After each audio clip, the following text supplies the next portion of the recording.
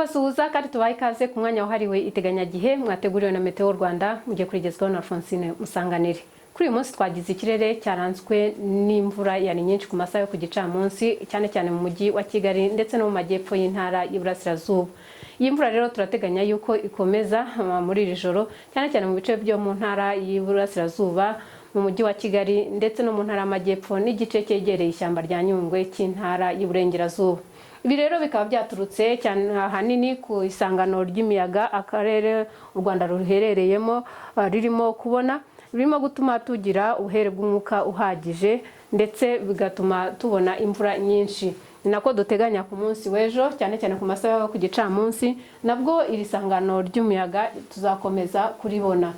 Turateganya ko rero ku masaha ya mu gitondo mu burasirazuba bw'u Rwanda mu mujyi wa Kigali ndetse no mu majyaruguru y'igihugu turi bubone imvura. Iyi mvura ikaba iteganijwe hagati ya saa 12 za mu gitondo ndetse na saa 6 z'amanywa. Ahandi hasigaye ni ukuvuga mu ntara y'Amajyepfo n'Iburengerazuba ho hateganijwe ibicu byinshi.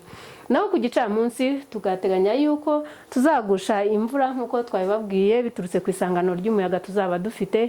Iyi mvura kandi ikazaba nayo ari nyinshi kandi ikazumvikanamo inkuba ahenshi mu gihugu.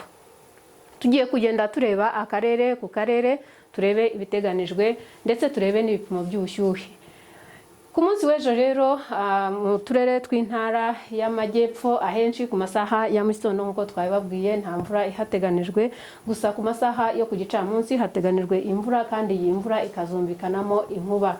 Ni nako biteganijwe mu turere tw'intara y'Iburengerazuba za Nyabihu ndetse na Ngororero naho niko hateganijwe.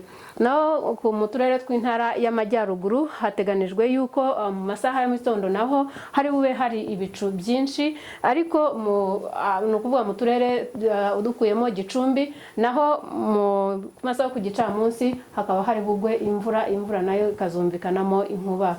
Mu turere twinshi rero tw'intara y'Iburasirazuba ho hateganijwe ko ku masaha ya mu gitondo hari bugwe imvura ndetse no ku gicamunsi iyi mvura ikazumvikanamo inkuba.